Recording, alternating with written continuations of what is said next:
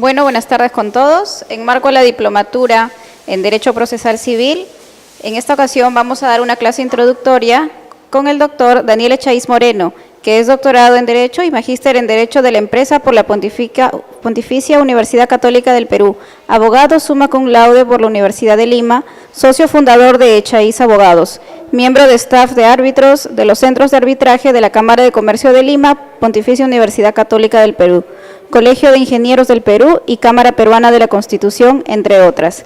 Bueno, damos pase al doctor Daniel Echaíz Moreno. Doctor. Muchas gracias. Muy buenas tardes.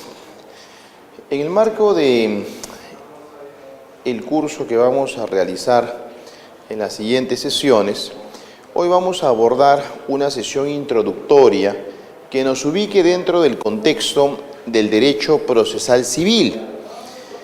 Y lo que sucede es que usualmente cuando se aborda esta materia se desarrollan todos los tópicos vinculados al proceso, básicamente a través de las etapas. Una etapa postulatoria, luego viene la etapa probatoria, en tercer lugar la etapa decisoria, en cuarto término la etapa impugnatoria y finalmente la etapa ejecutoria. Y entonces el proceso se desarrolla, como es cierto que es, a través de un íter, de un camino, un conjunto de etapas secuenciales. Eso es correcto y de hecho nosotros en las siguientes sesiones vamos a abordarlo así. Sin embargo, creo conveniente partir de un tema que a veces no se le enfoca correctamente y es a lo que le vamos a dedicar en esta sesión introductoria, a lo que es el insumo del derecho procesal en general y del derecho procesal civil en particular, que no es otra cosa que el conflicto. El conflicto es el punto de partida, porque si no hay conflicto, no hay proceso. El proceso existe en la medida que hay un conflicto de intereses. Entonces tenemos que partir por acá, porque el abordaje del derecho procesal exige no solamente tomar en cuenta conceptos o normas que estén contenidos en el Código Procesal Civil, sino adicionalmente a ello, y diría por sobre lo anterior, esto exige estrategia. Si uno se va a desempeñar como abogado en el ámbito procesal, tiene que actuar con estrategia. Y estrategia significa, a su vez, desarrollar, además de conceptos, destrezas. Para desempeñarse en el ámbito procesal, para mañana ser un abogado litigante, yo necesito desarrollar ciertas destrezas. Y esas destrezas están dentro de lo que se denomina doctrinariamente la teoría del conflicto. Y vamos a ver que esto es una teoría y por lo tanto tiene una serie de conceptos, de principios, de figuras e instituciones que hacen que el conflicto sea manejable, en cierta forma predecible, para decirlo más técnicamente, administrable. Partamos de algunas ideas básicas. Una primera, hay veces, yo diría las más de las veces, que no se reconoce un elemento fundamental presente en la realidad. ¿Cuál es? El riesgo. Esa palabra resulta fundamental para lo que nosotros vamos a desarrollar en este curso. El riesgo. Uno tiene que ser consciente que toda actividad, y con mayor razón una actividad económica, un negocio por ejemplo, siempre conlleva riesgo. ¿Hay riesgo? Lo hay. Es falso cuando algunos afirman, oiga, en esta actividad hay riesgo cero. Eso es falso. Eso no existe. No hay riesgo cero. Habrá más riesgo o menos riesgo, pero que hay riesgo, hay riesgo. Entonces, ¿cuál es la moraleja de esta parte? Pues muy simple. Si estamos diciendo que siempre hay riesgo, no tiene sentido rompernos la cabeza pensando oiga, ¿cómo hago para que el riesgo sea cero? Estamos perdiendo el tiempo, porque nunca el riesgo es cero. Más bien, encaminemos nuestros esfuerzos a preguntarnos, ¿cómo hago que el riesgo se reduzca? ¿Cómo hago que el riesgo, en vez que lo cargue yo, lo cargue otro, se tercerice? Eso es fundamental. Hay varias formas, pero una totalmente eficiente es mediante la prevención. Prevención. Yo tengo que ser consciente que mañana puede estallar un conflicto. Para eso necesito mecanismos de prevención. ¿Y cuáles son mecanismos jurídicos de prevención? Por ejemplo, un contrato. Un contrato bien hecho es un mecanismo de prevención. Pero ¿qué es lo que pasa en la realidad, doctores? Lo que pasa en la realidad es que, y lo van a escuchar o lo habrán escuchado, que mucha gente, si no la mayoría, va a decir, cuando haga un negocio, oiga, sí, efectivamente, hay un riesgo, podría ser de que el deudor no pague, sí, todo eso es cierto. Pero en este caso, eso no va a pasar. No va a pasar. ¿Por qué no va a pasar? Porque el deudor lo conozco hace muchos años, porque es mi amigo, porque es mi familiar, porque me ha prometido que me va a pagar. Y entonces ahí se cayó todo. ¿Por qué? Porque está diciendo en palabras sencillas, no hay riesgo. El riesgo es cero. Y como no hay riesgo, no previene. No previene. Oiga, si uno estaría en la línea de lo anterior, entonces comprendería algo ya vinculado a esto. Y es que no es como mucha gente cree y se asombra, ¿no? Oiga, el conflicto se ve como algo, para decirlo muy directamente, como algo malo, como algo irregular, como algo asombroso. Oiga, lo que debemos interiorizar, y esto sirve para todos los temas de derecho procesal, es que el conflicto de raro no tiene nada. Lo más común y probable es que estalle un conflicto. Lo raro es que no haya conflicto. Es de lo raro. Oye, que yo me asocie contigo y somos socios durante 20 años y nunca hemos peleado. Eso es lo raro. Eso es lo raro. Entonces no debemos asombrarnos que mañana tú y yo que somos socios nos peleemos. Eso no debe asombrarnos. Al contrario, debemos ser conscientes que es altamente probable que mañana tengamos algunos roces y conflictos de interés. Y para eso tengo que establecer mecanismos que prevengan el conflicto. Si eso se interiorizaría, yo creo que cambiaría enormemente el panorama. Pero eso lamentablemente la mayoría no lo interioriza. Entonces el conflicto no es algo malo. Oiga, tenemos que aprender a convivir con el conflicto. Para eso existe el derecho, para que me establezca mecanismos de prevención o de solución.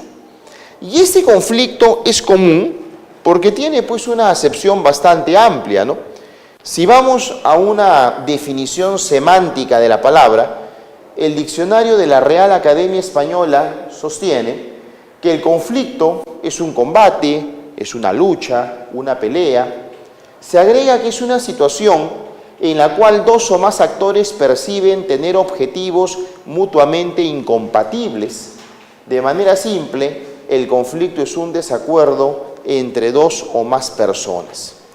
La posibilidad del desacuerdo es significativa. ¿Por qué? Porque que coincidan los intereses de manera plena termina siendo casi utópico.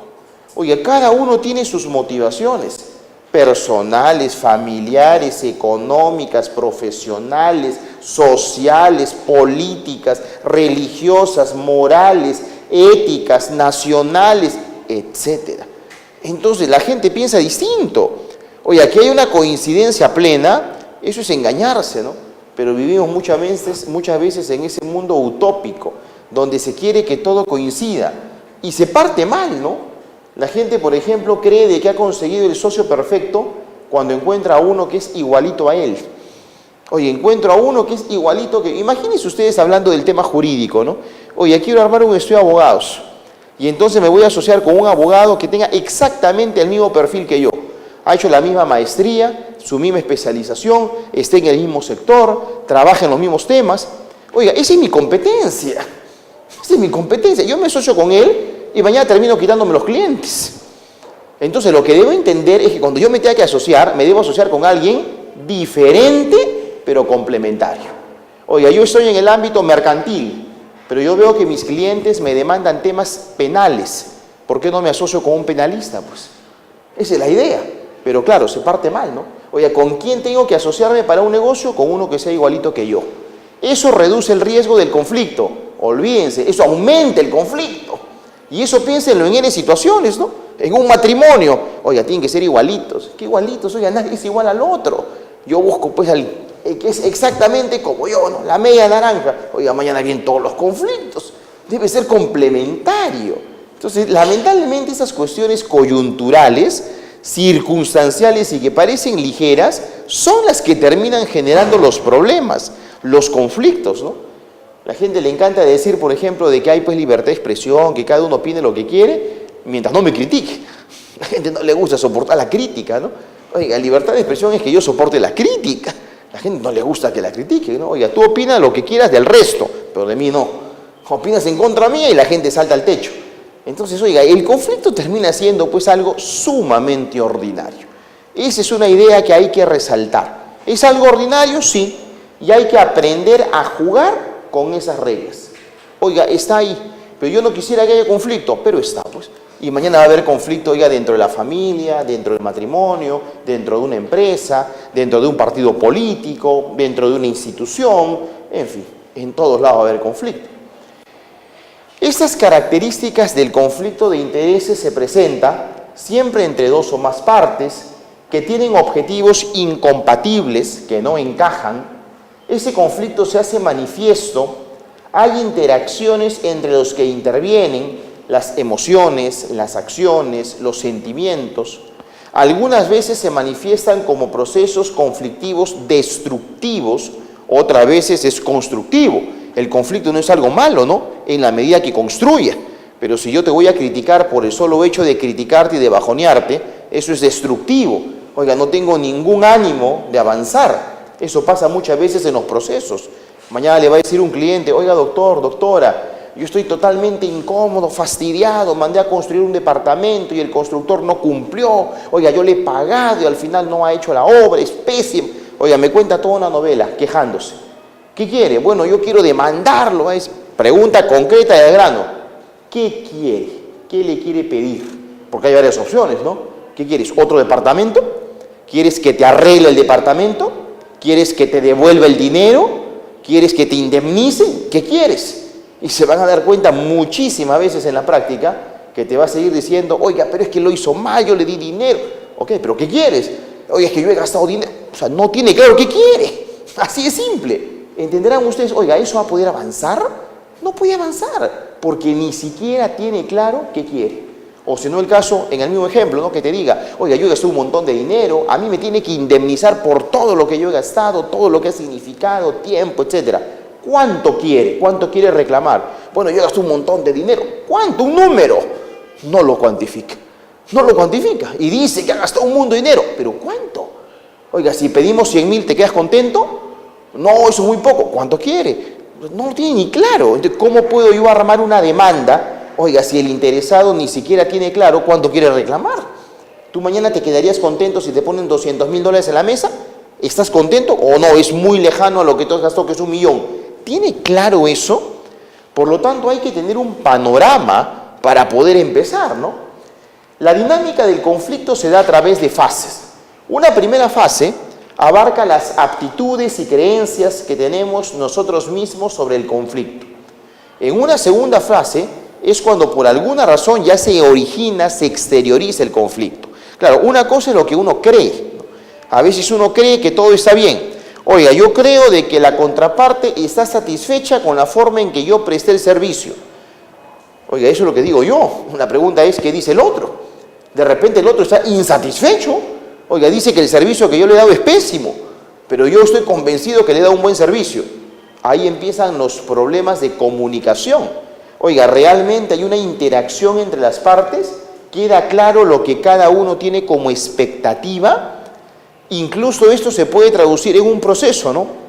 Cuando de repente, por ejemplo, el cliente tiene en la cabeza lo que quiere reclamar Oiga, pero no lo ha sabido expresar y su abogado no le ha entendido. Oiga, vino el cliente, me dijo que demande, perfecto. Oiga, he demandado. Al final, después de 2 o 3 años, le digo, oiga, ganamos el juicio. Sí, ganamos el juicio. Efectivamente, el contrato está resuelto. Te tienen que devolver el dinero. Me dice, un momentito, yo no quiero eso. Yo no quiero que me devuelvan el dinero. Lo que yo quiero es que me arregle la casa. Oiga, 3 años avanzamos por las puras. ¿Y por qué? Porque no nos entendimos. Entonces, esa pregunta que parece muy ligera, ¿qué quiere usted en este proceso? No es ligera. Oye, ¿qué quiere? ¿Usted quiere que le devuelvan el dinero o quiere que le arreglen la casa? En el ejemplo que daba. Oiga, de repente yo como abogado tengo una idea, pero el cliente tiene otra expectativa. Eso tiene que traducirse correctamente, ¿no? Luego vendrá una tercera fase, que es el punto en el que empezamos a actuar en base a nuestras aptitudes, creencias, evadiendo, conversando. Vamos a ver distintos modelos de cómo se va desarrollando este conflicto y la dinámica, ¿no? Oye, cada uno responde de modo distinto. Ante el conflicto, me adelanto a lo que veremos. Hay personas que, oiga, si tú me generas un problema, ¿yo qué hago? Soy contestatario, te contesto, no me quedo callado. Hay personas así. Hay otras que se van aquí en silencio. No quiero hacer problemas. Ya, si dices eso, ok, lo hago. Oiga, totalmente sumisas, ¿no? Hay otras que patean el tablero. Lo vemos luego, que se queda ahí. Oiga, pues no se va a solucionar, sí, pero luego, posteriormente, no ahora, más adelante. Son actitudes distintas. Cada persona reacciona distinto, ¿no? Hay algunas que tienen cierta personalidad y otras, pues, una personalidad diferente. Sí, pues, son formas de responder. Y en una cuarta fase, el conflicto se resuelve o se agudiza o se estanca. Ese es el punto final, ¿no? Oiga, se estanca, se quedó ahí. Ni para adelante ni para atrás. Oiga, se ha quedado torpedeado el conflicto. Esto se da, por ejemplo, cuando a veces tenemos un negocio. Oiga, vamos a ser socios, 2 personas, y muchas veces van a escuchar esta expresión, ¿no? Que es muy común. Oiga, mira, vamos a hacer negocios, y yo lo conozco a mi socio, lo conozco muchos años, pero negocios son negocios, así que yo quiero evitarme problemas. Perfecto, claro. Entonces, para evitarnos problemas, vamos a ir 50-50. Con eso no te evitas problemas, te generas todos los problemas habidos y por haber. Pero eso es súper extendido. Oiga, la gente cree que con el famoso 50-50 se evita problemas. Claro, esto funciona de mil maravillas mientras estamos contentos y felices. Pero cuando mañana nos peleamos, cuando tú digas sí, yo de capricho digo no. Y se acabó el tema. ¿Quién hace mayoría? Nadie. La ley que dice cómo se toman las decisiones en una sociedad anónima, por mayoría. ¿Y quién hace mayoría? Nadie, pues. O sea, la única forma que haya mayoría es por unanimidad, ¿no? Los dos juntos. Y va a llegar el punto en el que surge todo este tema y alguien va a decir, porque lo hay casos incluso mediáticos, oiga, mira, fue pésima la decisión de asociarme contigo. He perdido. Invertí 2 millones y he perdido. Bueno, definitivamente yo ya me cansé de pelear. Lo doy por perdido. Yo ya no voy a ganar dinero. Pero si yo no gano, tú tampoco. Y llega ese punto, que es lo peor, ¿no? Entonces, ahora yo te hago la vida imposible, porque si yo no gano, tú tampoco vas a ganar. Entonces, ahora, cada vez que digas A, yo digo B. Cada vez que digas sí, yo digo no. Y te voy a frenar y te estanco y que el negocio se caiga. Yo lo he visto N veces en casos del estudio, negocios recontraprósperos que se han desmoronado por esto. Porque simplemente no se me da la gana, puede ceder. Que se hunda, pues. Perdamos los dos, pues. Si ya perdí yo, ¿ya qué más pierdo? Pierdes tú también. Oye, ¿qué pasó acá? Esto se estancó. Y no va ni para atrás ni para adelante. O se agudizó. Oye, el conflicto que era chiquito se hizo peor, ¿no? Involucramos a terceras personas, ni qué decir. Y en el mejor de los casos, se soluciona. Lo cierto es que el conflicto en su dinámica pasa por una serie de fases, ¿no? Consecutivas. Hay distintos tipos de conflictos que los podemos clasificar, por ejemplo, así, ¿no? Conflictos intrapersonales que ocurren dentro de la propia persona. Oiga, esos son los llamados conflictos internos, ¿no? Oiga, yo tengo conflictos conmigo mismo. Bueno, es un tema muy psicológico, ¿no? Oiga, solucione usted sus propios problemas. Claro, es el caso, por ejemplo, ¿no? De que, oiga, he firmado un contrato, yo lo firmé, lo he revisado con mi abogado y todo, Oiga, ahora me voy a mi casa y no puedo dormir. Sigo pensando, no debí firmar el contrato, o sí debí firmarlo, no debe hacer el negocio, debí firmar otro. Es un tema interno, pues no, ya tú no estás decidido, soy inseguro, y si el negocio no sale bien, y si sale mal, y si no debí invertir. Es un tema interno, pues oiga, tranquilícese, ¿no? Es una persona que no es ecuánime, no es tranquila, es pesimista. Es un tema, oiga, intrapersonal, ¿no? Es un conflicto conmigo mismo. Hay otros conflictos que son interpersonales, que son los más comunes, ¿no? Oye, conflicto entre dos o más. Este conflicto entre tú y yo. Yo te digo de que te he pagado $100.000. Tú me dices que no te he pagado 100.000, que te he pagado 80 y te debo 20. Conflicto, pues, ¿no? Oiga, conflicto. Hay conflictos intragrupales. Ocurren dentro de un grupo en particular. Situaciones de competencia, ¿no? Oiga, comenzamos a competir entre nosotros mismos. Por ejemplo, el sabotaje empresarial. Oiga, somos empresas que fabricamos gaseosa. Sí, pues yo quiero clientela y el otro tiene clientela. ¿Qué hago? Lo voy a sabotear. Vamos a lanzar pues un mensaje anónimo en las redes sociales diciendo que la gaseosa de la empresa competidora, esa contiene un componente que produce cáncer. Claro, nadie consume, ¿no? Oiga, eso es sabotaje, ¿no? Eso es competencia desleal sancionado por la ley. Claro, oiga, es un conflicto dentro del grupo. Dentro de todo el grupo de los fabricantes de gaseosa, yo genero un conflicto con alguien. Otra cosa son los conflictos intergrupales, que ocurren entre grupos distintos. Oye, nos vamos quitando espacio, terreno, entre grupos diferentes. Sí, pues son formas de actuar. Lo cierto es que los conflictos pueden tener una tipología bastante variada, dependiendo de cómo se presenta en uno o en otro caso. Ahora bien, para poder